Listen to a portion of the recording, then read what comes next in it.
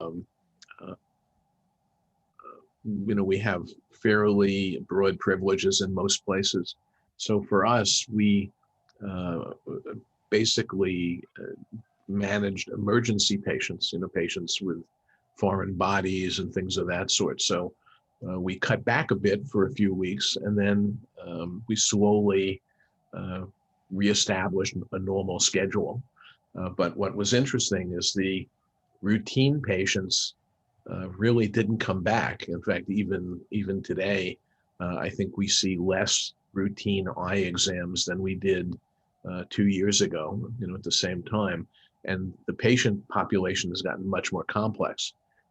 Especially my segment, I just see dry eye and ocular surface. So we're seeing, just what we call here train wrecks, just terrible, serious cases. Patients are in very bad shape.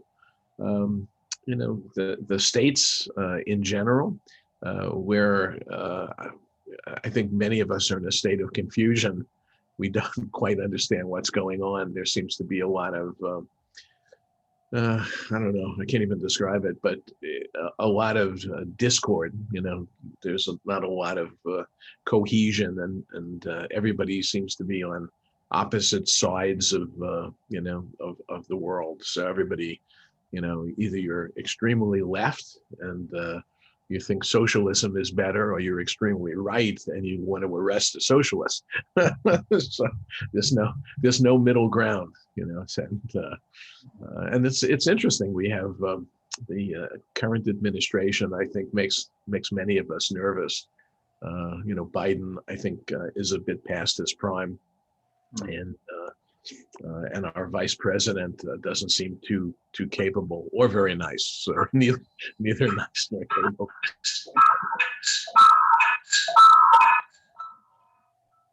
So we'll see. We're hoping that eventually, as with everything, balance, is found. Equilibrium recurs. So we'll see. Yeah, that's right. Here, it's the things are a little bit different because it's we are having the fourth wave of this COVID. So we are in the States. I know that there have been a lot of vaccination. People have been vaccinated. Here we are a little bit late in this process.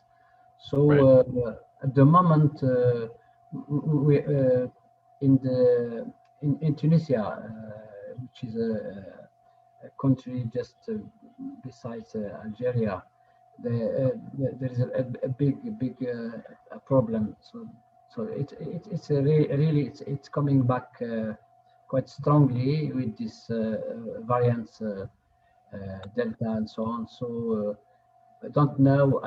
For the business, we have been losing a lot of people because of the economic and social impacts of the of this virus. So I think for me, my business has dropped out for 25%. In comparison with 2019. So it's difficult to carry on working as before, because we have to have in mind that there is the situation is quite complex. So we need to fit in this new situation. We are trying to have as to ease as possible as our way of working, but it's quite difficult. It's for all people. I think that ophthalmologists have had quite a rough time in comparison with optometrists because of this. Because they're living from surgery, and surgery was just stopped for a long time. It's interesting. Yeah, I think I think the virus is more complex than we imagine in terms of its ability to mutate. I don't think it's a natural virus. I think it was an altered virus, and I think there was intent. But who know? We'll never know. We won't know in terms of the impact. Some business areas here have been devastated. The restaurant business, certain other areas. Prices are going up. Lumber is 4 times the cost of what it was. So building a house has gotten extremely expensive. The cost of living is going up, and we're not quite seeing a 4th wave. I think we're seeing small segments of 3rd wave. We have fairly good vaccination rates. I think it's about 50% for both shots, Pfizer and Moderna, with the 2 that were most commonly used here, although Johnson & Johnson was as well. And the problem is we don't know how long the vaccinations will last.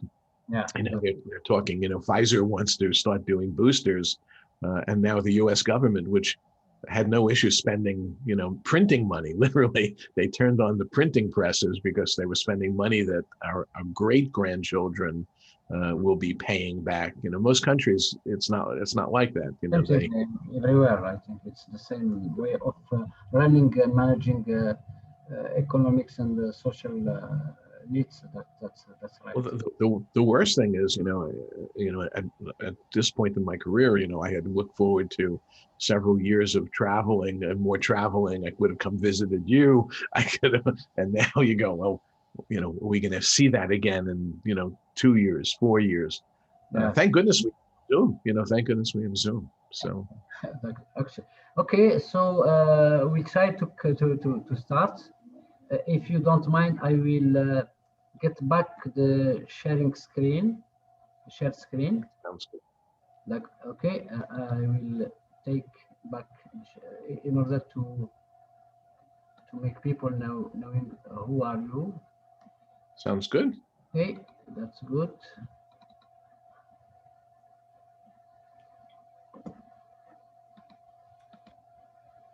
Okay, I will speak in French, and I will try to translate some words if you don't mind. No problem. Bonsoir mes amis, comme d'habitude et comme c'est de coutume, nous recevons à chaque fois un orateur sur une thématique particulière. Nous avons reçu récemment sur le sujet de la sécheresse oculaire Élise Gabrielle Kramer de Miami. Nous avons aujourd'hui l'honneur de recevoir Dr. Art EPSTEIN qui nous parle de Phoenix, de l'Arizona. C'est un expert de renommée internationale de la sécheresse oculaire qui va nous présenter, qui va essayer de nous simplifier la problématique de la sécheresse oculaire. Je vais le présenter rapidement. Il est né à New York, il a vécu au Bronx et ensuite à Great Neck, à Long Island. Il détient un diplôme Bachelor of Science en psychologie du City College of New York. Ensuite, il a fait optométrie au State University of New York College of Optometry. Et il a fondé par la suite en partenariat un cabinet, North Shore Contact Lens and Vision Consultants à New York. Et puis par la suite, il a déménagé en Arizona, à Phoenix, où il a cofondé avec son épouse, avec sa femme, Phoenix Eye Care PLLC et Dry Eye Center à Phoenix, Arizona. Il est rédacteur en chef de la revue d'optométrie, Review of Optometry, et de la revue de la cornée et des lentilles de contact, Review of Cornea and Contact Lenses. Il est fondateur et rédacteur médical de Optometric Physician. Il est conférencier international, il a plus de 1250 conférences qu'il a présentées dans plus de 50 pays. Il est aussi membre du site SafeSite, qui est une fondation internationale qui est active pour lutter contre la cécité. J'ai pris quelques planches juste pour rappeler un petit peu. Là, dans le fond, c'est la ville de New York où est né Dr Arthur Epstein. Il est né, en fait, il a vécu au Bronx. J'ai mis le Bronx. Ensuite, j'ai mis City College of New York. Et puis, c'est né dans l'école d'optométrie au State University of New York. Ensuite, le premier cabinet qu'il a ouvert. Ensuite, j'ai mis sur le fond la ville de Phoenix avec Dr. Art Epstein présentant, animant une conférence, je pense. Ensuite, il y a une image sur le cabinet qu'il gère en ce moment. Dr. Epstein est membre et fellow de l'American Academy of Optometry. Il est fellow of the British Contact Lens Association. Il est membre de la National Academy of Practice Optometry. Donc, il est même un membre distingué de cette organisation. Il est membre aussi de American Board of Certification of Optometry, Medical Optometry. Il est aussi rédacteur en chef, comme j'avais dit, de Review of Optometry, Review of Cornea Contact Lenses and Optometric Physician, que nous avons mis aujourd'hui déjà. Chaque mois, on met en ligne dans la page du groupe un numéro de cette revue. Donc, je souhaite la bienvenue. So, welcome, Dr. Art Epstein. À vous, you could share your screen if you don't mind. Okay. Excellent. Thank you. Thank you very much. Let's see. See if I can do that. Okay. All right, come screen. Here we go. Oh, here we go. There we go. That should hopefully do the trick. That's gone. That's wonderful. Perfect. Perfect. Well, okay. Thank you so much for that wonderful introduction. Believe it or not, I understood a fair amount of it, and you made me homesick for New York for a minute or two. Although I certainly do love living in Phoenix now. I am honored to be presenting for you today, and I truly appreciate the invitation.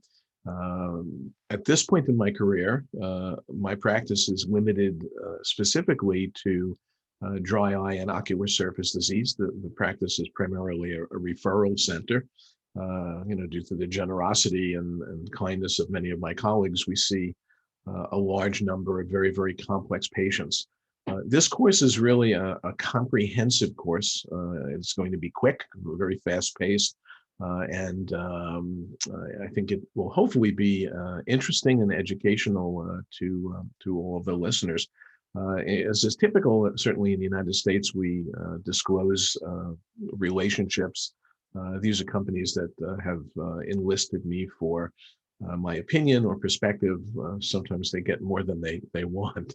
I tend to say what I think or have sponsored talks and so on, but I tend to pretty much say what I think regardless, although I certainly do appreciate the support. So this content, I think, is somewhat unique in many ways. It is based on evidence, scientific evidence, and reflects current scientific thinking. Certainly, it's based on a lot of clinical experience. I learn more from working with patients than I do certainly from anything else. Patients are the greatest educators we have. And certainly, this is personal perspective based on focusing on outcomes. And I think it'll be helpful. I'm going to start out with relatively simple concepts that I think are often overlooked. So these are the 13 most important concepts. And the first is, why are we seeing so many more patients who complain of dry eye? We certainly did not see that a generation ago. This is a relatively new experience. And the reason is we're asking our eyes to do what they're not designed to do.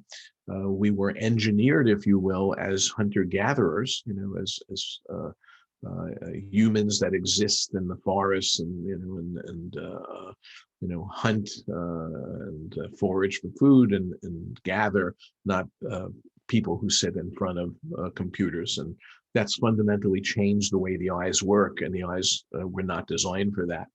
We use the term dry eye. The first thing I tell patients is that I know you have been told or believe that your eyes are dry.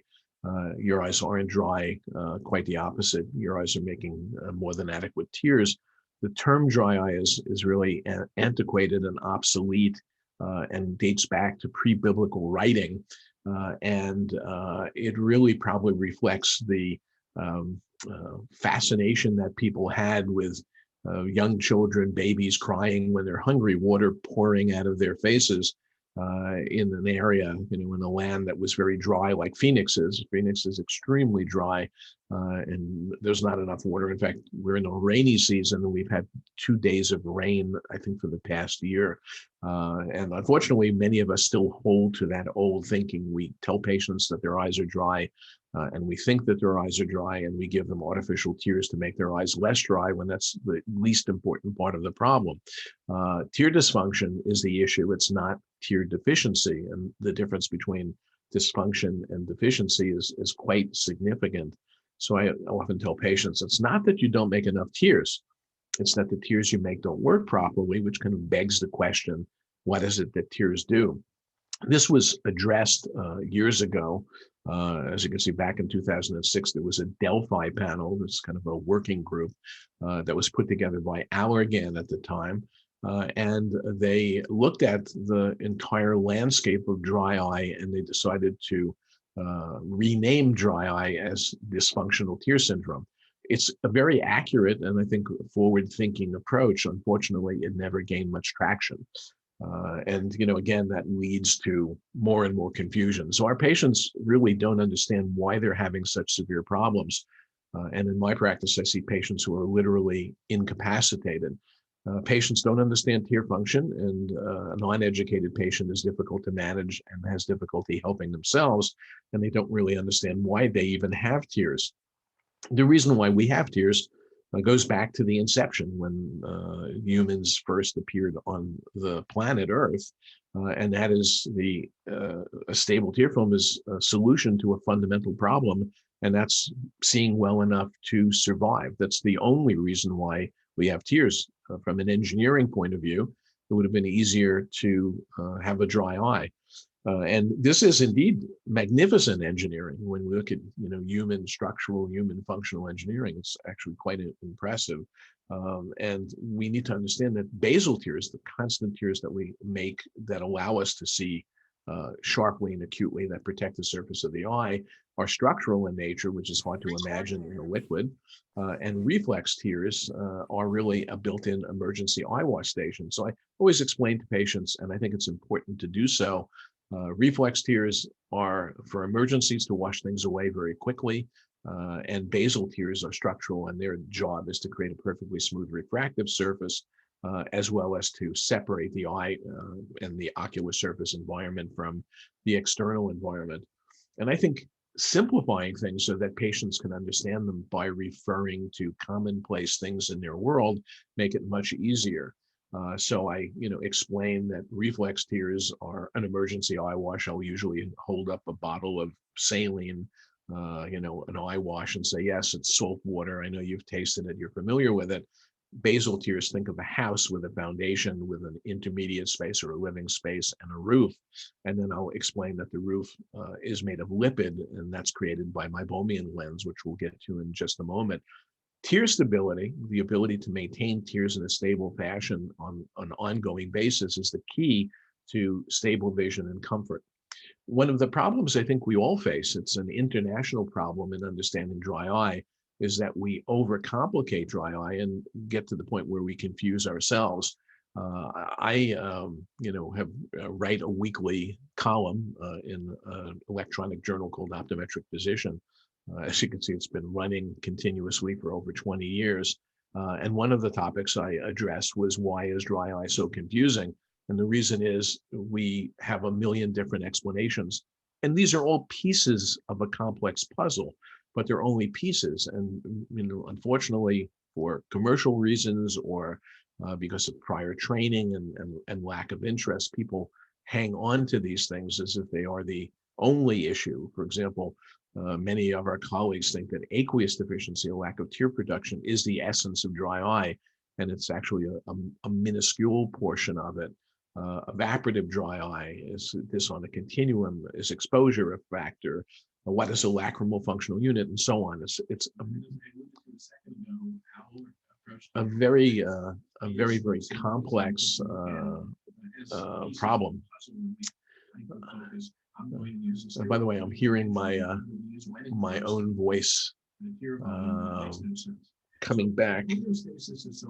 So okay, okay, that disappeared. Wait a minute, please. I will start. Okay, it was a delay. Okay, it's disappeared, so no problem. I just wanted to make sure it wasn't disturbing the presentation. Aqueous deficient and evaporative dry eye, I know, are very core concepts, but they are not separate individual elements, and they don't exist in isolation. They're different ends of the same continuum.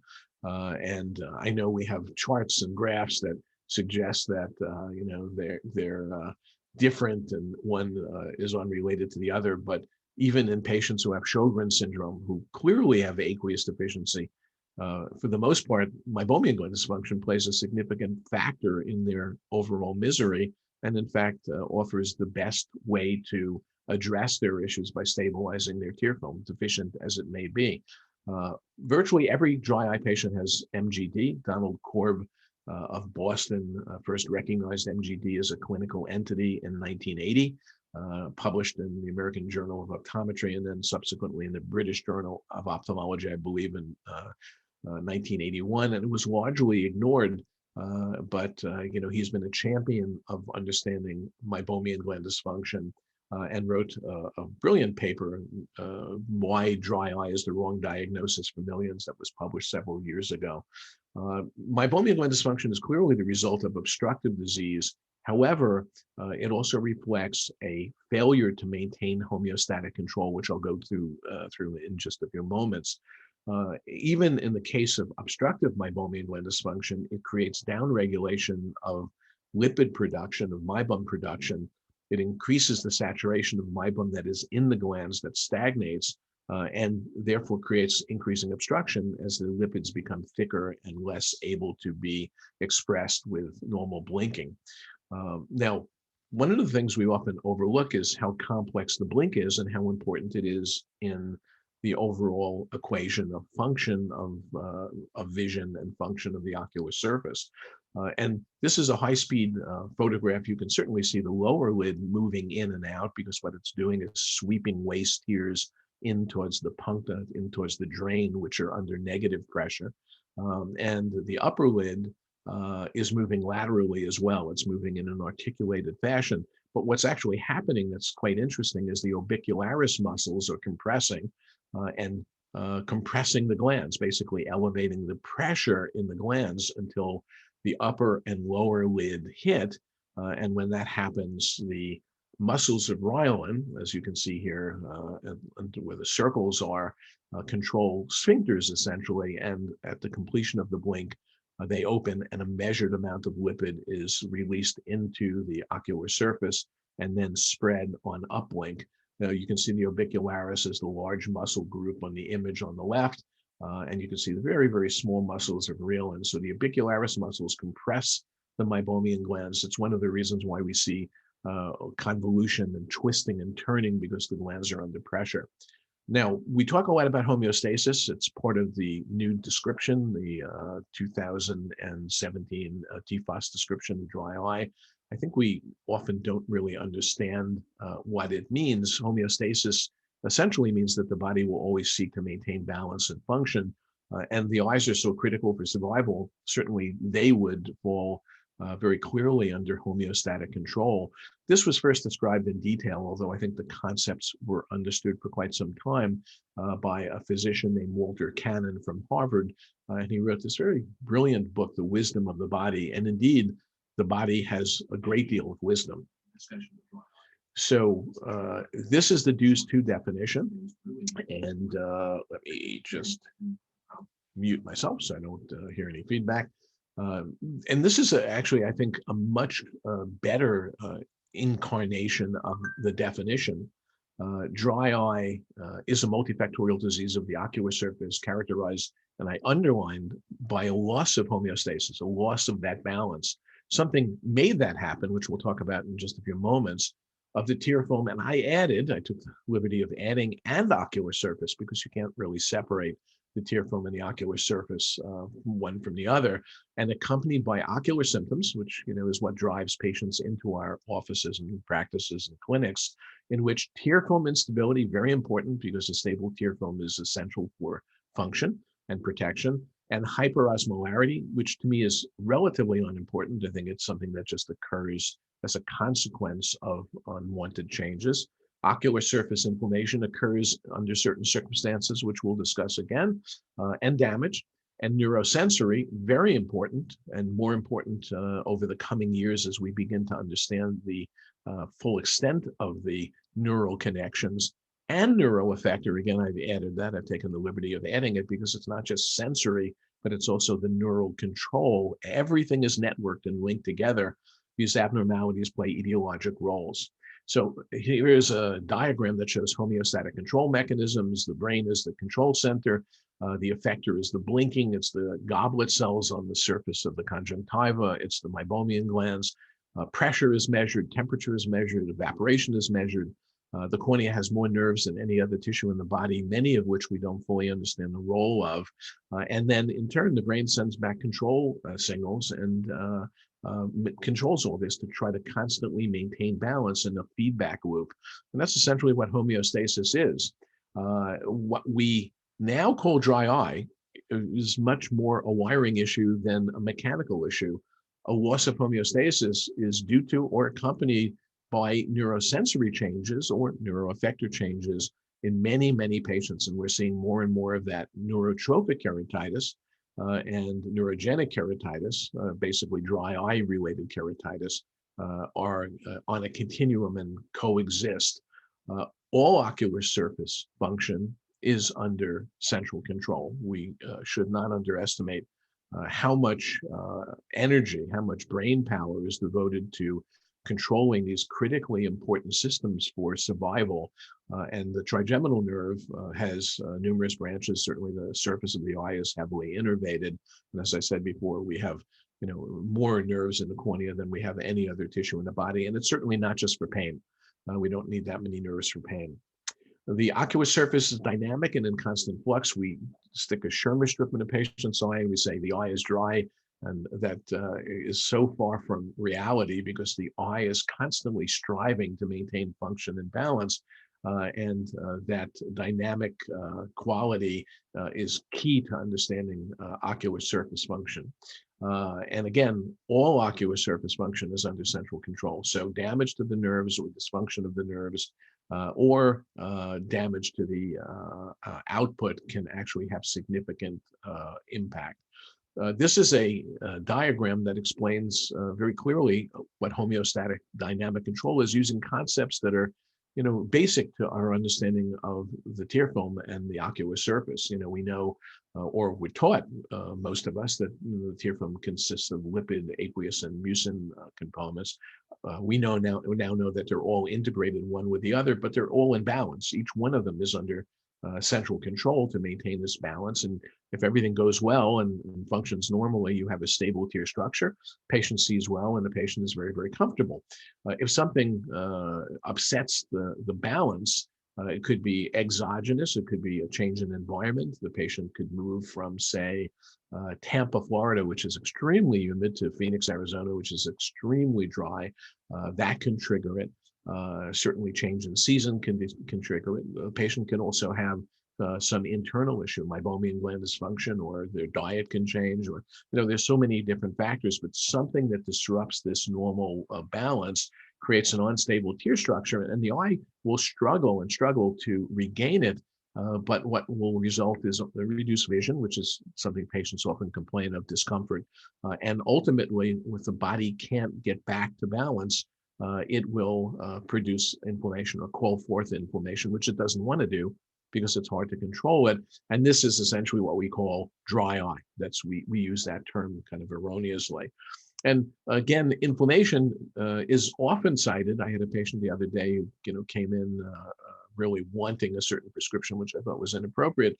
And when I said, well, what do you think your quote unquote dry eye is? And she said, it's inflammation. It is a factor, certainly. And we have investigated it, as you can see here from these diagrams, very thoroughly. We have a good understanding. And again, inflammation has central control as well at some level, although it's much harder to control than most other factors. But for the most part, the vast majority of patients, certainly that I see, have homeostatic control failure. The body is trying to get back to normal function. And when it fails, it then calls forth inflammation. And then there's a smaller subset of patients who have inflammatory disease. And that could be rheumatoid arthritis, that could be Sjogren's syndrome, that could be graft versus host, lupus, it could be something as relatively non-specific as fibromyalgia. We have some patients that have horrible arthritis, but only have severe eye symptoms, but nothing else. And here we actually see frank damage and need to manage that. So let's talk a little bit about patient identification.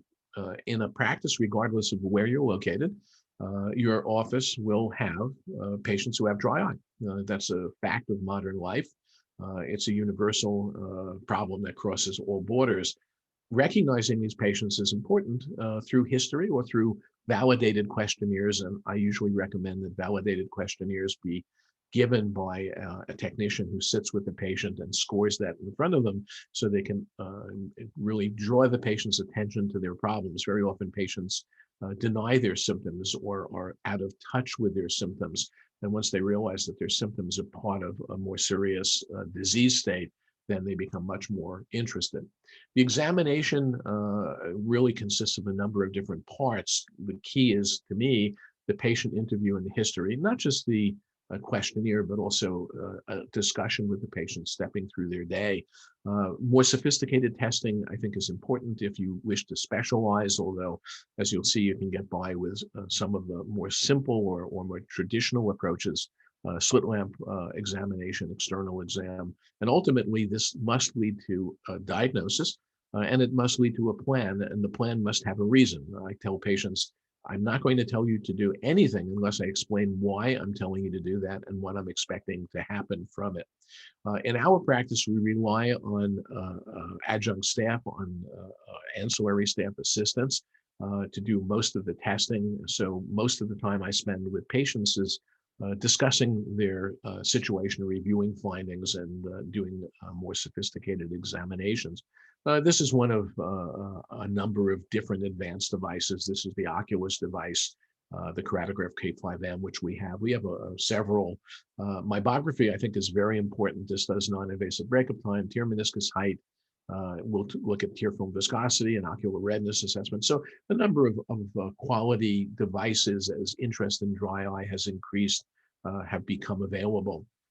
Now, in the United States, we have point of care testing, we have tear care osmolarity testing, we have Inflammadry, which measures MMP9, an inflammatory marker. I don't typically use this during routine exams simply because I don't find that the clinical benefit justifies the time or the cost. In some cases, some of my colleagues, some of my friends use these devices and find them valuable. I find, that this can be useful in clinical trials.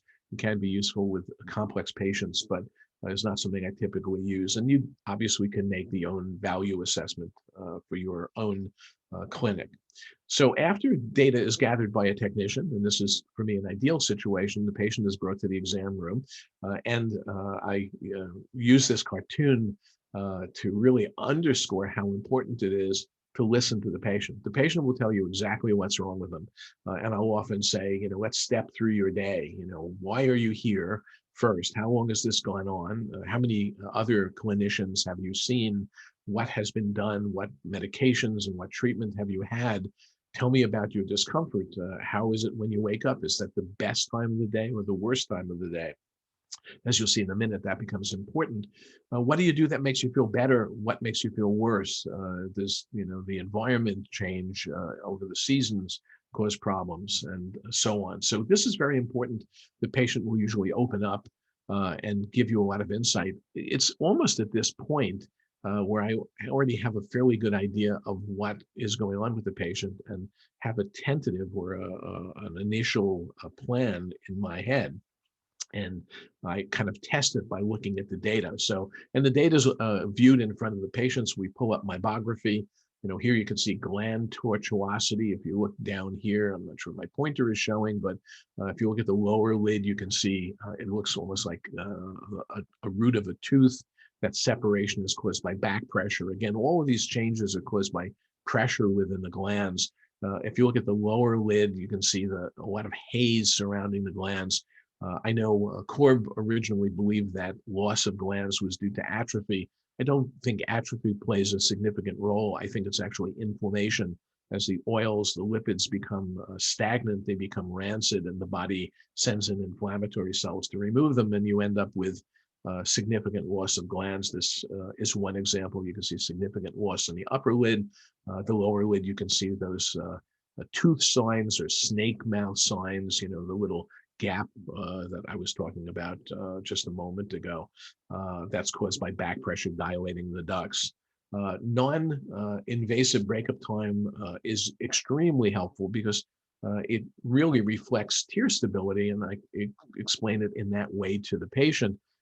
And sometimes we'll see a very stable tear film, by the way, with very significant meibomian gland loss.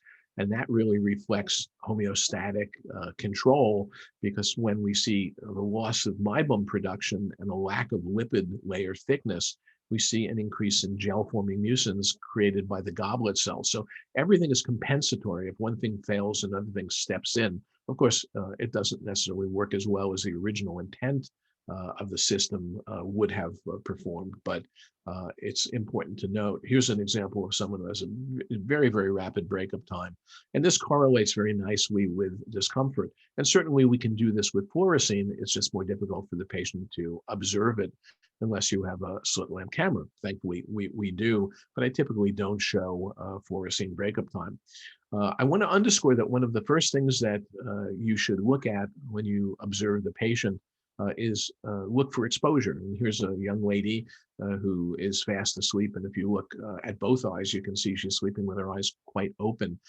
And that is often associated with dry eye symptoms, not just because the eye dries out. For example, babies will sleep with their eyes wide open and have no symptoms or no issues. But with an unstable tear film, even a small little crack, I have the patient tilt their head back about 30 degrees. And then I use a transilluminator or a pen light to look for glistening of the conjunctiva, as you can see in this image here. This is rather significant. You can see a significant amount of lag ophthalmos or lid gap. This is a patient who is going to be quite uncomfortable.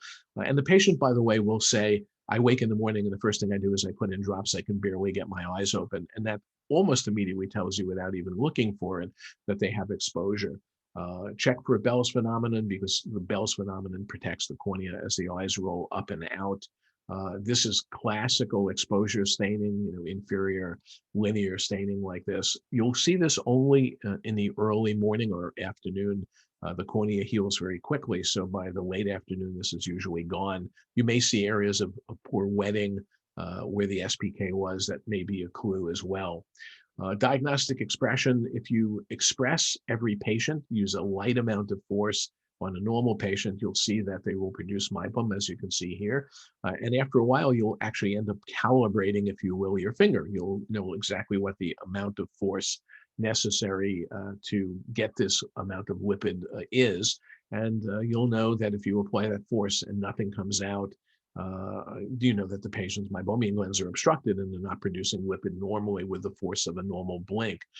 Now, you can apply more force and you'll end up with cheesy or waxy like excretion, but that in and of itself doesn't tell you a lot about normal function. It tells you about dysfunction. And I typically don't do that because it's usually painful for the patient. So I'll just go to the point of looking for lipid expression. There are other ways of examining that, for example, interferometry, which we'll talk about. Examine the lids very closely. Here you see obstructed glands. You can see the plugs quite clearly, and you can see telangiectatic or spider vessels characteristic of ocular rosacea. The contact lens, as you can see in the eye, is almost glued on because the tear film is so unstable and largely evaporated as you're examining the patient. So these tend to make for very unhappy patients. Plus, the lids that look like this typically have a ton of staph bacteria. As you can see, there's also blepharitis. So this is an unhappy eye. Staph bacteria are normally present on the lids and on the skin of the face, and they serve a good purpose. They keep away other more virulent bacteria from overgrowing the area. But like all bacteria, they make digestive enzymes, lipase in particular. Lipase breaks down lipids, as the name implies, lipid, ACE breaks down. And when it gets into the tear film, a lipid is there, which is the structural element that stabilizes the tear film. And it breaks down the lipid, mixes with salt in the tears, and creates soaps. So these free fatty acids turn into soaps. And patients often complain that their eyes are burning, but the soaps further destabilize by breaking down lipids. And saponification becomes very, very important, often overlooked. It's not always as visible as this classic frothing, but it should be something you're aware of. Virtually every patient who has meibomian gland dysfunction and associated dry eye has an overpopulation of staph bacteria. Fluorescein breakup time is very important. And as you can see here, with time, the area of breakup becomes greater. But you'll notice it's always in the same area in this particular patient. What does that mean? It means that the surface of the eye, the elements that hold the tear film in place, the glycocalyx, the microvilli, the structural elements that allow the tear film to adhere, have been damaged. That's why you'll see repeatedly, if you have the patient blink and reset the tear film, if you will, that it'll occur again and again and again in the same place, simply because those structural elements have been damaged. If you see that it occurs in the upper quadrant and in the lower quadrant and in the middle and then to the side sporadically in different areas, it tells you that the patient has insufficient lipid, because lipid creates a cohesive outer layer, which is reflected by the fluorescein stability. So that is a way of assessing whether it's a lack of lipid or it's actually chronic with damage to the adhesion complexes of the tear film. Conjunctival staining is important. Again, this reflects chronicity. So the patient who has this level of fluorescein staining is actually quite uncomfortable typically, and often has inflammatory disease. We typically see this with more advanced disease. Again, with the cornea as well, you can see diffuse staining, coalesced, macropunctate, micropunctate, some absorbed into the stroma. You can see that glow. So this is a person who's actually rather uncomfortable. And this is very classical for a patient who has inflammatory disease, typically a patient with autoimmune disease. Sjogren's syndrome would be a good example, or rheumatoid arthritis that affects the ocular surface. Here we have a young man. This was a 16-year-old kid who was doing well in school his whole life and suddenly started to fail. And we can see diffuse punctate staining along with filaments. And this poor kid was in a lot of distress. And as a big part of his overall problem was not only tear dysfunction, but meibomian gland dysfunction, which was really promoting it. In his case, we did a procedure, LipiFlow, as I recall, and gave his glands the raw materials they need, which I'll talk about, to function, and he did quite well. So once you go through the data with the patient, you should spend a few minutes explaining the overall aspect of it, the difference between cause and effect and what the treatment options are and what you're thinking. We use a checklist, which you'll see in a second. Keep in mind, again, the primary cause of dry eye is MGD and tear instability, and patients like to know why they're having this. Where did this come from? Is this something that they've done? Is it a disease? And I explain to them, it's really modern life. The first commercial computer, although it wasn't very powerful, available in the US was in 1977. It was the Apple II by Steve Jobs and Wozniak, Jobs and Wozniak. And I bought one in 1977. 1982, the IBM PC came out, and it wasn't until really the late 1990s, the early 2000s, when computers, PCs began to propagate. And today, everybody walks around with a computer. They walk around with a smartphone, and the iPhone started that transformation, and that is only about 12, 13 years old. So this is all relatively recent in overall time. Our diets are terrible. Certainly in the United States, they're terrible, and most patients are extremely deficient in EPA, eicosapentaenoic acid, which is normally present in omega-3s if we're talking about supplementation. Rosacea is very common. Many of our patients herald from Northern Europe, although rosacea is pretty much universal. We see it, in many populations, but tends to concentrate in Northern Europeans. Patients that have had Accutane for acne, it's a drug that dries up acne, but also damages meibomian glands quite severely. And patients who have had certain types of chemotherapy, cancer survivors can have really severe meibomian gland dysfunction and result in dry eye. Neurogenic disease is something that I've been working on. I have a paper that I'm in the process of finishing up that talks about neurogenic dry eye. That's a term typically used in veterinary medicine. But primary neurogenic dry eye can be caused by LASIK or other ophthalmic surgery, retinal detachment surgery with a buckle, for example. Chronic dry eye that exists for quite some time will damage nerves over time. Herpes simplex virus will damage nerves. Tumors or trauma, sometimes we'll see it from trigeminal nerve tumors that are treated with gamma radiation. These patients can suffer severe damage to the nerves that control sensation in the cornea. And again, the cornea has more nerves than any other tissue in the body, but they can be easily damaged. And a second group, which I alluded to before, is the patients that have autoimmune disease. And not every patient that has rheumatoid arthritis presents with these horrible joint deformities. Some come in looking quite normal, but have severe dry eye, as you can see from the image on the right, and some of the non-specific issues, fibromyalgia, and some of the undecipherable inflammatory conditions also can be associated with it. And we know that inflammation is ramping up, certainly in the US population as stressors increase. And certainly the advent of COVID and some of the political issues here have been great stressors for many, many, many patients. So let's move into management. I think we're making good progress. The most important thing about understanding management is that most of what we treat is effect. It's not cause. When we give people artificial tears, it's a Band-Aid. It doesn't treat the underlying disease. When we give them Restasis or cyclosporin, it's a Band-Aid. It treats inflammation secondary in most cases to some underlying issue. If we treat with a scleral lens, we're covering up the eye, and I can go on and on. Understand that the underlying cause of most of these things is what we've already talked about.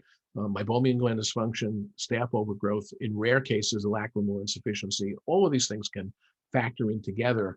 We observe and we manage the causes. It's up to us to identify the causes and treat them directly, which we'll talk about in just a moment. The patient's experiences the effects. It's very difficult to successfully treat a patient that doesn't acknowledge that they do have a problem. So we want to see patients that actually are symptomatic if you are looking to have a successful clinic or a successful practice. This is a flow chart that I've developed, and it's broken into evaporative dry eye meibomian gland dysfunction. The bold things I think are critically important: the triglyceride-based omega-3 with a high EPA to DHA ratio, hypochlorous acid. We'll talk all about this and all about these different elements. When we have inflammatory dry eye, it's a different story. We use anti-inflammatories a lot more, and we tend to use procedures that can actually protect the surface and improve function. It's important to make sure patients understand instructions and have access to the drugs, medicines, the over-the-counter products, supplements that you recommend, and we provide them in office for the most part. Some of the newer things we haven't been able to get, for example, Vita POS, Vita Post, which is now called Hyalonite in the US, and we've had good success with Cica San and Cica Forte, which I believe is available throughout most of the world, unfortunately not here.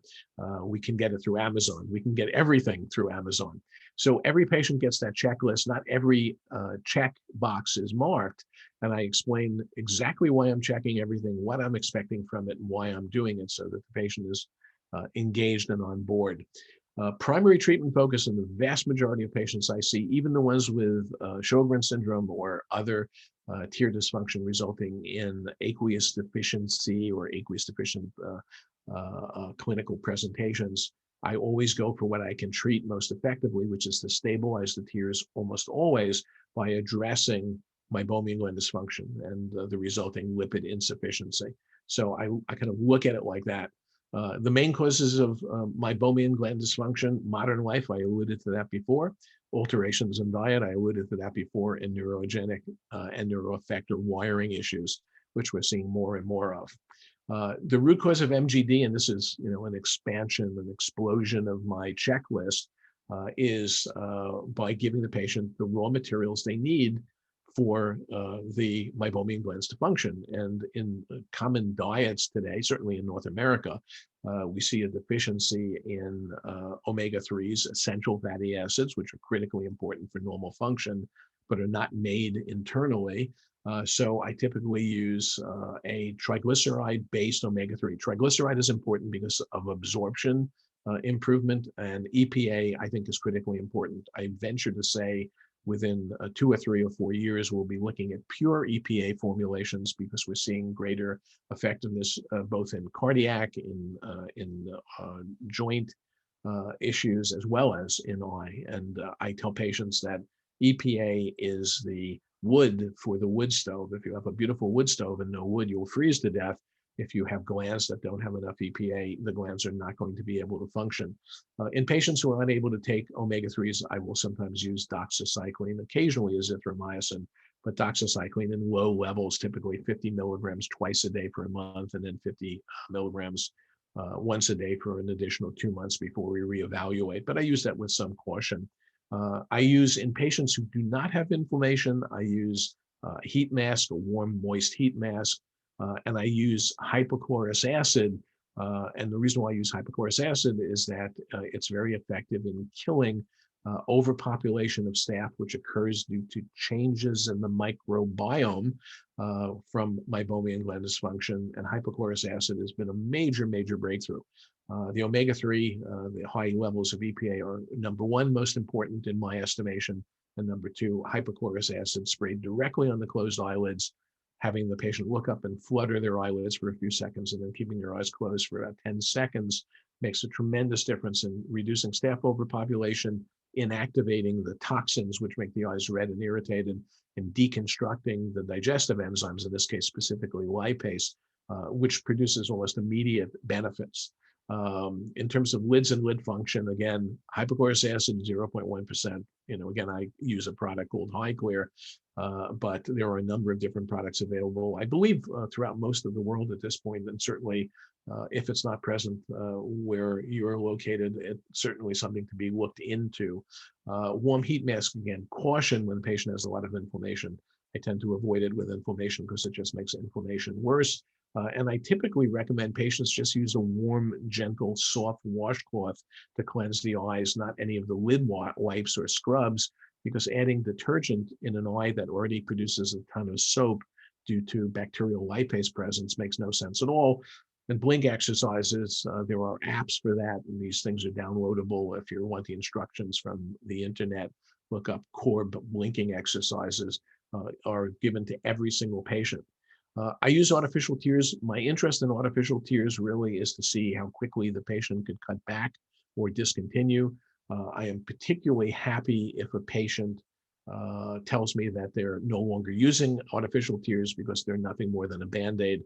And if there's no cut, if there's no problem, no Band-Aid is necessary. So to me, it's more of a useful bit of information about whether or not the patient is doing well or not.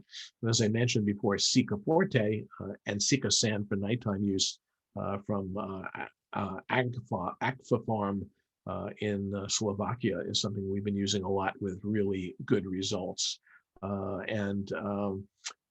It very, very nice, very nicely tolerated by patients. You'll notice, by the way, that some of the images are blurred out. That's to be compliant with US education laws, which I can't even explain the logic of that, but it is what it is. In the United States, we have a number of choices for topical anti-inflammatories. Only 2 are approved by the US Food and Drug Administration at this point.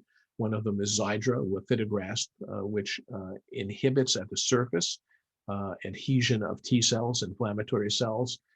And that's my number one most recommended. And my second in that category is Sequel, which is an advanced form of cyclosporin, which is about 4 times more potent than Restasis. And I have good results with it. And Isuvis is a new drug that was just approved, which is loteprednol. So it's a steroid, but it has a controlled delivery vehicle and it's a very low concentration. And again, where do I treat inflammation? Do I treat it in the bulk of patients who have homeostatic control failure? No, I only treat when the homeostatic control failure leads to inflammation or the patient has systemic inflammatory disease. So I'm, very cautious with that. Steroids are not for long-term treatment. As I mentioned, Isuvis, recently approved, is a rescue medication. Patients are told they can use it up to 4 times a day for up to 2 weeks at a time. If I'm using steroids for other reasons, it's typically for pulse use, and it ends after just a few weeks. And I already talked about the other products. We have regenerative approaches to dry eye, and we're talking about amniotic fluid. There are a number of different companies that make it. What Regenerize is the oldest and the one I typically use with good results. Amniotic fluid has healing factors and growth factors that can actually make a difference in restoring meibomian gland structure.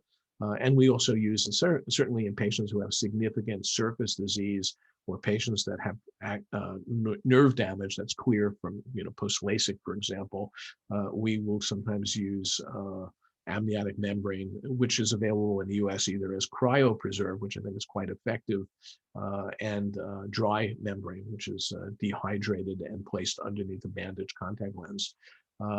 Exposure, I mentioned before, the diagnosis is simple. I already talked about that, so I don't want to waste too much time on it. So we either use Vita POS or Hywel Night as a paraffin-based shield with vitamin A, which is regenerative, or sometimes we use Sika San as well.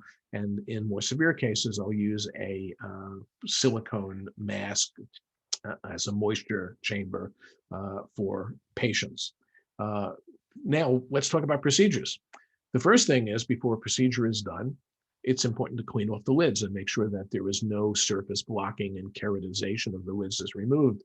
There are 2 devices available in the US, BlephX and AB Max. I think AB Max is available overseas. I know at this point there's some litigation going back and forth, unfortunately, and AB Max is not available here. On the left is an EPSTEIN lid debrider. Actually a novel lid debrider that I invented, and it is available. You can certainly look it up online. It's very popular in the States and in Australia for some reason, and South Africa just picked it up as well. It's a safety device. You'll notice there's a little ball at the end. You can roll it right up against the conjunctiva. Inexpensive, it's not $4,000 US, it's $100 or something like that. So very, very effective. I don't believe in cold expression. I think it's torturous. I think you'd have to be sadistic to do it to a patient. And it also risks damaging the glands. The glands need to be warm, and there are a number of ways of doing that. LipiFlow has been around for, I think, well over 10 years at this point, and it directly treats obstruction by melting the meibum. It heats the glands to 42.5 Celsius. And liquefies everything and simultaneously evacuates it using pressure, which is controlled by a computer and applied by silicone pads. We've had phenomenally good results with it.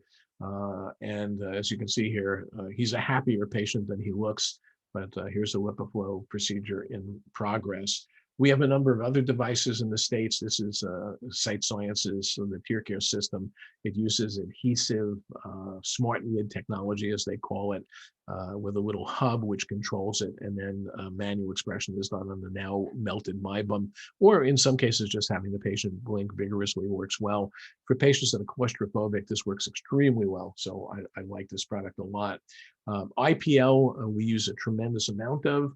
We'll talk about that in a second in terms of what it does, but initially I focused on patients who had rosacea facies, and as well as ocular rosacea.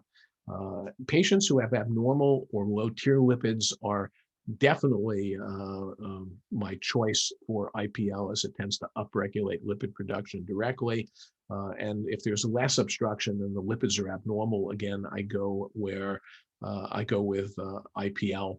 As you can see here, there's an Optima M22. We have actually one of those in one of our rooms. And we have right now an OptiLite, which you can see over on the right hand side, which is the newest US FDA approved technology. In fact, Luminous has FDA approval for all of their IPL technology, but the OptiLite is eye specific. And what makes it brilliant is the engineering. It's just unbelievably amazing engineering.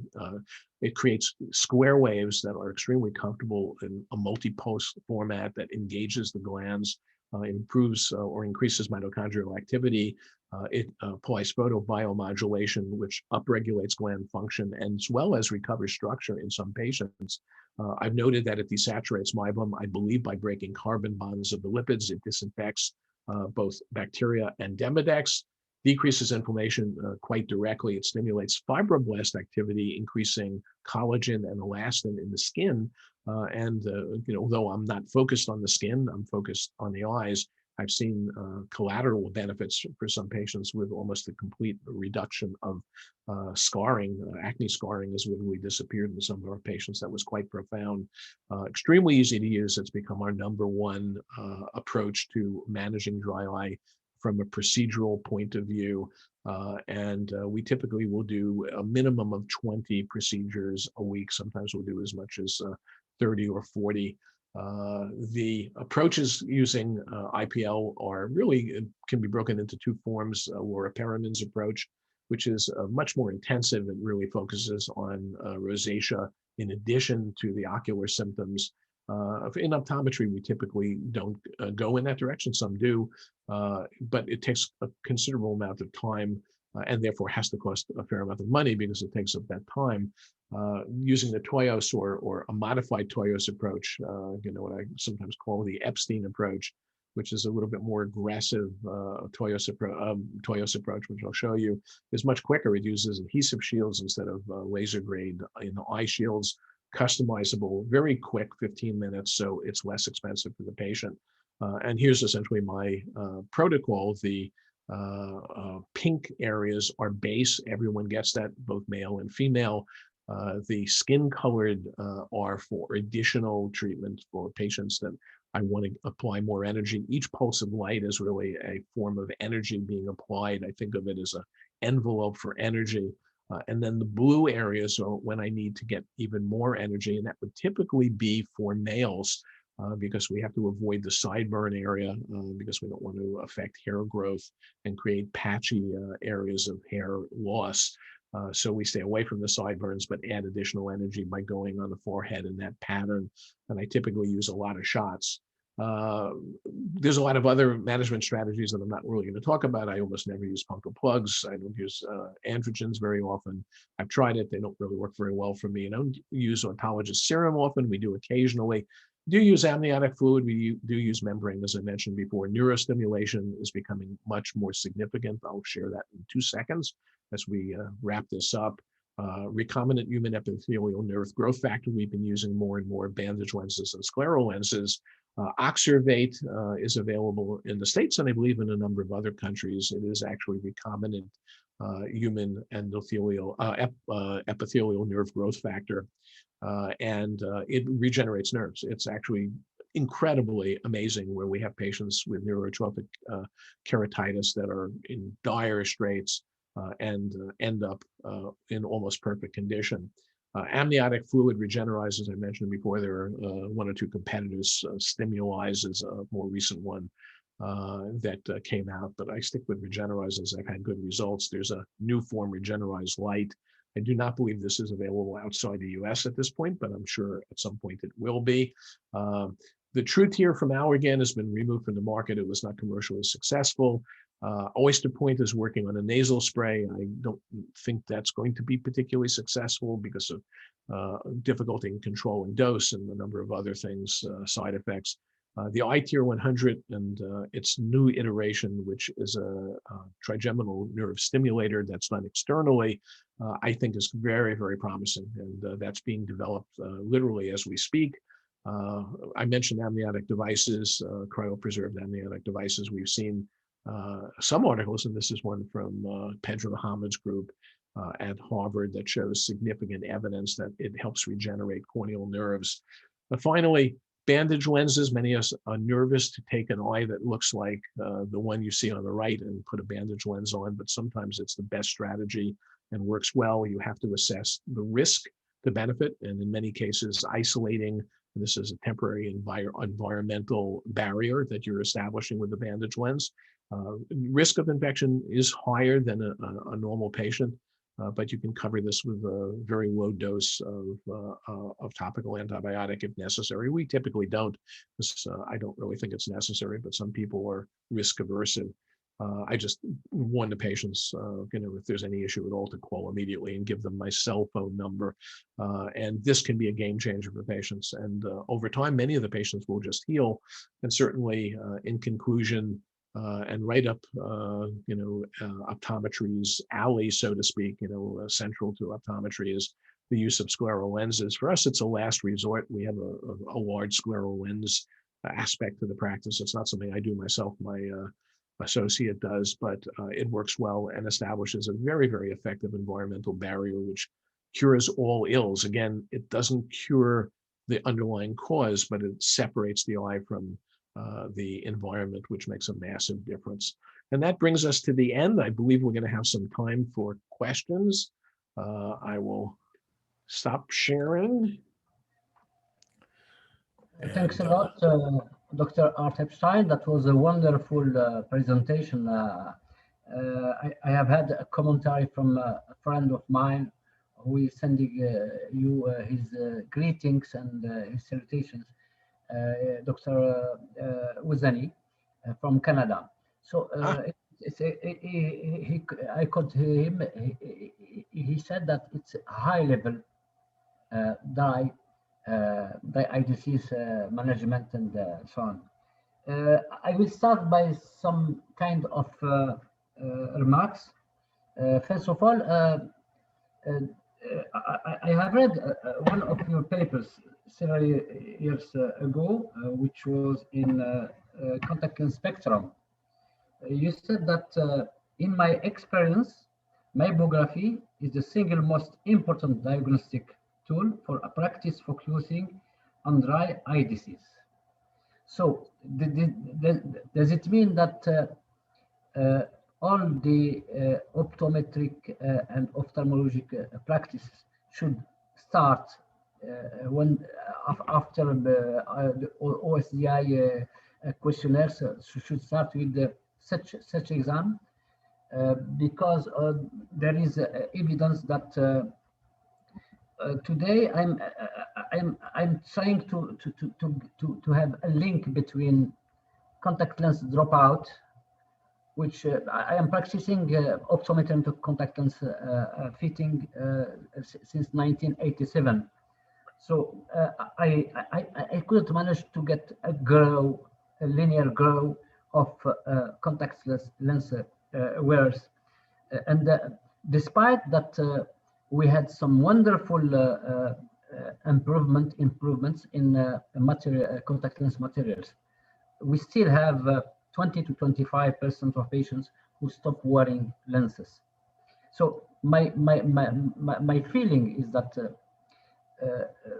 this is a kind of empirical feeling, is that when we have for the first time a patient who are put on a contact lens wear, we are quite confident that there is no problem at all for the first year. And from starting of the third year, we notice that we have some problems, and mainly discomfort in the wear of these lenses. So this reminds me that I think every one of us need to manage dry eye, need to manage ocular surface disease, which mainly dry eye disease, or need to manage, in order to be more precise, the problems which are behind deficiencies of the lacrimal, the tears film. That's the whole point. So this is my first observation. What do you advise So optometrists to do? you raise a very, very good point. And, you know, when I first started in practice, we examined glaucoma patients with a Goldman bowl, if you had one, or a tangent screen. You know, today we have automated visual fields, you know, with multiple, you know, protocols. We have OCT, you know, optical coherence tomography. We have wide field slit lamp photography, so you can carefully evaluate, you know, retinal conditions. The increase in technology has expanded our ability to understand and diagnose. In fact, we have a number of diseases that have existed only since the technology has allowed us to see the underlying disease. Otherwise, we would have missed it. We wouldn't be able to see different layers of the retina. Certainly, when I was a student, using a slit lamp lens or using a binocular indirect. In surface disease, meibography is very important. The health of the meibomian glands is critically important for a stable tear film. Why is a stable tear film important? The reason why is that contact lenses and how they interact with the ocular surface environment are much more complex than we think. I think in our imagination, we think that the contact lens floats on the tears, and then a happy young patient, everything is fine. You know, it's like a boat on a calm lake. The reality is the contact lens is at least 10 times thicker than the tear film, and maybe double that, maybe 20 times thicker than the tear film. So the tear film literally has to envelop the contact lens, and there has to be a viable pre and post corneal tear film. And for it to do that, it has to be elastic enough to accommodate that contact lens. And that's true of soft as well as rigid, with the exception of scleral, where that's less significant. And if we don't assess the quality of the tear film, the function of the meibomian glands, the ability of the eye to accommodate and tolerate the contact lens, ultimately the contact lens is going to break the tear film apart because it's a stressor. It's going to be too big for the ability of the tear film to accommodate it. And the surface of the lens will be exposed to the atmosphere. And the chemistry of the lens will then drive hydrophobic moieties or hydrophobic elements within the lens, which, you know, as we know, silicone makes the lens much more permeable, but it also is extremely hydrophobic. But it's engineered for the silicone to be buried within the lens, hidden by hydrogel, which is hydrophilic, which is why the contact lenses of today, the modern lenses, are so comfortable. Well, you put that, expose it to the atmosphere for any length of time, and suddenly the surface of the lens becomes hydrophobic, and you can imagine a hydrophobic lens in the eye. In fact, that was the problem with silicone hydrogels from the very beginning. They had to invent new surface technology to hide the hydrophobic silicone. So dry eye, if you will, leads to increased hydrophobicity of the lens surfaces, which leads to buildup and leads to GPC and leads to irritation and ultimately leads to contact lens failure. And to your point, the best way to avoid that is understanding the health and viability of the tear film. Meibomian gland assessment is important, and everyone, I think, in a perfect world, it's like topography. When they first came out, very few people had them, but many more people have them today.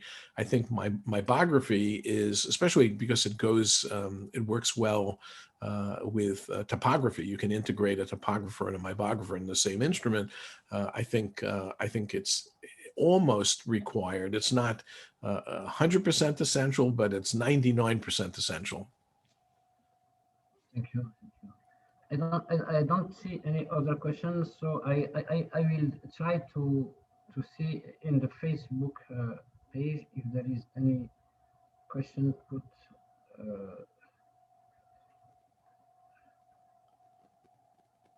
No, I will carry on with some sort of feedback to what you have talking about. There is quite a nice paper which was in clinical experimental optometry. It's photobiomodulation, low-level light therapy, and dry eye disease by Maria Marculi and Nivashni Chandramohan and Eric Papas. This paper, because I am very interested with this story of photobiomodulation, and this I think this a new way to handle dry eye disease with some technologies rather than pharmaceutical agents. They said in their paper sentence which the main critic which was put is that there is not a lot of studies, there is no meta-analysis on this side. They said that there is currently no reliable evidence supporting the efficacy of photobiomodulation therapy in the treatment of meibomian gland dysfunction and dry eye disease. This sentence in the summary. They advise that while beneficial effects have been reported with existing light-emitting diode-based treatment systems, these are likely to be associated with significant temperature increases in the target tissues and so may not strictly be considered photobiomodulation. I will now ask you a question. Today, there is intense pulse light, IPL, technology, and there is a new technology which is called low light level therapy, which is using a kind of soft, not as strong as IPL diodes to treat meibomian glands. Because you have been involved in so many research and also you are practicing this field, this issue with a big experience. Some people criticized IPL.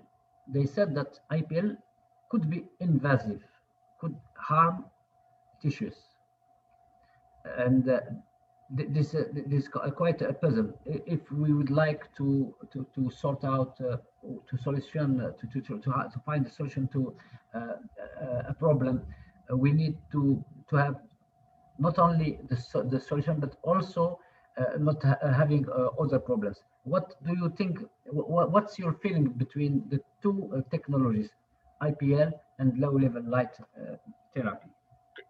Great question, and a very timely question, very timely, because this is something that's very much in discussion in the States today. There is a low light therapy device that was introduced and is being heavily marketed. So here's the here's my take on it. And when I first brought IPL into the practice, I was very hesitant. There wasn't a tremendous amount of literature initially, and I'm coming from New York. You showed some beautiful pictures of New York. New Yorkers are very wary. They think everybody has an angle. They want to sell you something. So I was very cautious initially. The literature started to mount. Toyos had some good data. Stephen Dell in Austin and Derek Cunningham was a good friend. Were saying wonderful things about it, published some good papers. And then we began to see papers from Asia and from Europe, and I brought it into the office. It exceeded my expectations by an order of magnitude. The effectiveness of the technology was far greater than I expected, and the utility of it was also quite surprising. We use it on a much broader variety of patients than I would have thought. It goes back over 20 years, almost 25 years for the treatment of rosacea. It's widely in use for aesthetics throughout the world. The technology, the engineering, particularly of the luminous devices, are stellar, just brilliant. The square waves that I referred to were originally a way of taking a large amount of energy, breaking it into smaller portions, and avoiding hot spikes or energy spikes. And in turn, I think what that does is it generates entrainment of tissue. It's almost vibratory. It's like zzz, zzz, because you're doing with, in this particular case, 3 square waves. So, to me, that is the most logical explanation for some of the changes I see, which I would describe as photobiomodulation. We see improvement in function and structure that cannot be explained in any other way. Low light therapy is very interesting. Low light therapy, red light therapy, a number of different names outside of eye care. Again, if you look at IPL, there's a ton of very positive literature and virtually no negative literature in or out of eye care, except for mishaps. Again, if you don't control what you're doing and you don't understand what you're doing, certainly you can cause harm. The new OptiLight is designed to avoid that. It almost has built-in lockouts. The older devices, if you have to, I double check them 3 times like a pilot. I make sure that everything is in order. That's just my nature. But if you look at the history of red light therapy, it's extremely controversial. It's been recommended for cancer treatment. It's been recommended for all kinds of things that have really no substantiation. In the States, there are only, there are a small number of people using it, but they're, saying positive things. But the literature is virtually non-existent. There are a small number of papers that have been published, notably by a consultant for the company that manufactures the device. Eric Pappas, I have tremendous respect for. I've known Eric for years, so that group certainly I think very, very highly of, and I think they raise some very, very good questions. If it proves itself, low light therapy may be a significant adjunct. Is it photobiomodulation? I think that's hypothetical at best and speculative. I, at this point, wouldn't subject my patients to it. I consider it risky. I've heard reports of happy users that after undergoing it, that their vision was bleached, that everybody looked blue for an hour, so I worry about something that bleaches the cones at that level. So I'm going to see what happens. I mean, I'm certainly not ruling it out as an effective therapy, but based on its history, based on the lack of science, and based on my concern about potential risk to patients, it's not something that I'm embracing at this point. Whereas IPL, I can't recommend it highly enough. I think it's one of the most effective treatments that we have. And I can tell you, I have patients who come back every month who have virtually no meibomian glands. It turns on what little they have. I mean, it's been incredible. I mean, just absolutely impressive. Thank you. I just was wondering, you didn't mention anything about Demodex, and many people are linking today Demodex with eye disease through blepharitis. Right. What's your feeling about? And there is, I think there is a new drug which is giving quite nice results on Demodex. Right. That's also a very good question. I need to do this more often. You have very good questions. So when Demodex first became an issue, certainly in the United States, it followed the introduction of a product by one of the companies called Claridex, which was tea tree oil, very, very high levels of tea tree oil. And Demodex seems to be very geographic. You know, the interesting thing about the United States is that you have areas that are naturally very cold, very hot, very wet, very dry. In my experience in New York, we saw a little bit of Demodex, not a tremendous amount. In Arizona, we see very little Demodex. I mean, it's there. Most of it is asymptomatic. I think it's an organism that lives, you know, especially as we get older, it lives in relative harmony, you know, with the ocular environment, and in some cases, it does cause significant issues. Now, is it a good thing to get rid of it? Does it have any purpose, any positive purpose? I don't think so. I think Demodex is at best a saprophyte, and it can cause other problems. I don't think that the link between Demodex and dry eye is as strong as some would think. But as you mentioned, the good news is a company called Tarsus is doing work with a new drug. In fact, if all goes well, we will be doing one of the clinical trials. And it's a safe, very effective drug to eliminate Demodex. So now that we have something that is safe and effective, and tea tree oil has been linked to damage to the meibomian glands, so that makes its use even more questionable. So we had a disease with questionable link to issues, unless it was severe infestation. And the treatment in some ways could have been worse than the problem. Now, thankfully, we have a new drug that I think is going to be very effective and very safe. And I think now Demodex is going to become something that we need to be more aware of, because we can finally effectively treat it. So, but I don't consider it to be a major part of the dry eye equation for most patients. I would say that, you know, you're talking about, you know, maybe 5% of the population of dry eye patients have significant enough Demodex to be causing an issue. And again, that may just be my area. You know, as I mentioned, you know, I have a friend who practices in Colorado and also does mission work in Mexico. And he says in Mexico, he sees no Demodex. It's virtually non-existent. And it's a very indigent population. You know, there's not a lot of money. It's very poor. And then in Colorado, it's very affluent, and there's a ton of Demodex. So, you know, it's not hygiene related, but it's obviously climate and location related. I think they don't like the heat. Okay.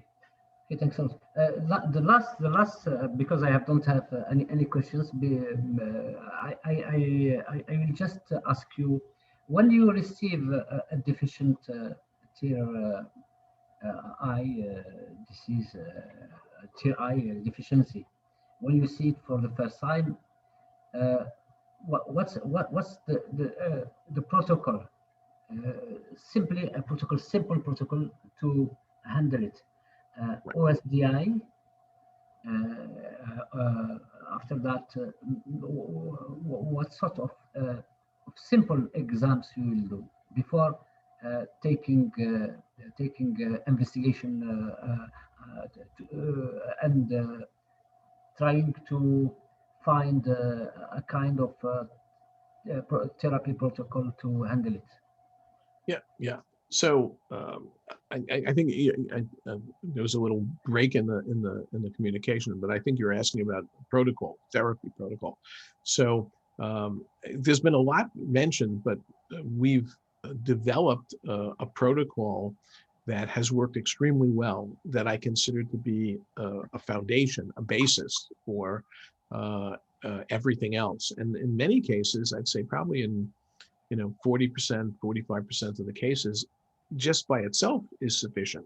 So everyone gets a high EPA triglyceride-based omega-3. I think that's critically important. I think there are a lot of products in the market, I'm sure all over the world, where it's just a fish oil without much thought to the composition of the fish oil. But EPA, I think, is critical. And there's been a lot of research of late that shows that DHA actually interferes with the functioning of EPA, and EPA in and of itself, seems to be the more powerful anti-inflammatory. And I believe in the context of meibomian gland function, I think it is the raw materials that the glands need. So that's number one. Number two, we typically use, I'm trying to think through my normal protocol. I know hypochlorous acid, which I mentioned, and that I think is available.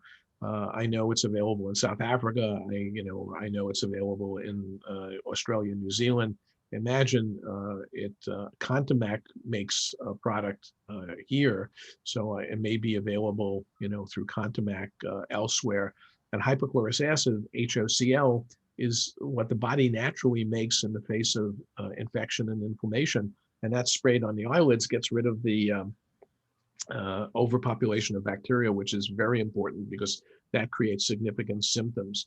The blink exercises, every patient gets blink exercises because we need to reestablish normal muscle memory for blinking, because blinking is fundamental to the function of the eyes. I don't typically prescribe medications initially unless there's a lot of inflammation and that needs to be managed. For drops, I like non-preserved lipid-based drops, and they're palliative for the most part, and that's for mild to moderate patients. So Allergan makes a product called Refresh Optive Advanced Mega 3. I'm not sure if that's available globally, but that's one of the products. Sustain Complete is another good choice. Again, that's a product I know is available in the States, but I think it may be available elsewhere. I know Allergan used to Alcon used to be big with marketing it globally. A warm heat mask for most patients. I'm sure those are readily available. And in patients that have significant staining, then I will sometimes add an anti-inflammatory, either a steroid or a drug like cyclosporin or lifitegrast for more chronic use, but that's kind of unusual. And if that doesn't work, or the patient has like very severe symptoms, I'll go to a thicker preparation, a gel. I mentioned Cica Forte, which I think is probably available globally. I know they have a branch in the UAE. I know they have a branch in Slovakia, so I know they distribute through Europe, so I imagine probably through Africa as well. Cica Forte has been extremely good for moderate to severe, and it's used 2 to 4 times a day. And again, at night, I would say probably a third to 40% of all patients have exposure, and it's often missed. And the easiest way to find it is say, when you wake up in the morning, is that the best time of the day or the worst time of the day for you? For patients, as I wake up in the morning, I almost have to pry my eyes open. They have exposure. And if you treat the exposure, the next time you see the patient, they'll come in and say, oh, I am so much better. That one simple thing. The omega-3 takes 6 to 8 weeks to kick in. The hypochlorous acid is almost immediate. Treating the exposure is almost immediate. And if a patient is still doing poorly, then I start thinking about medications. I start thinking about IPL or expression. I don't, even when a patient is obstructed, I don't immediately go to expression, because those simple things like the omega-3 can desaturate the lipids by itself. So I'm very conservative, so I like conservative, less expensive first. And then if we have to go to more aggressive and more expensive, then I'll go there. Thanks a lot. Thank you indeed. Well, I think we are now we have a very nice idea about it has been made simple. I don't think that we can master as you master the field. We're still in the beginning, and thanks a lot. I hope that we'll see each other in another time, and we'll be hearing another talk. Thanks a lot. Thank you. That was wonderful. It was an absolute honor. Thank you so much for having me. Goodbye. Bye-bye. I wish everyone well. Thank you. Thank you. Thanks a lot.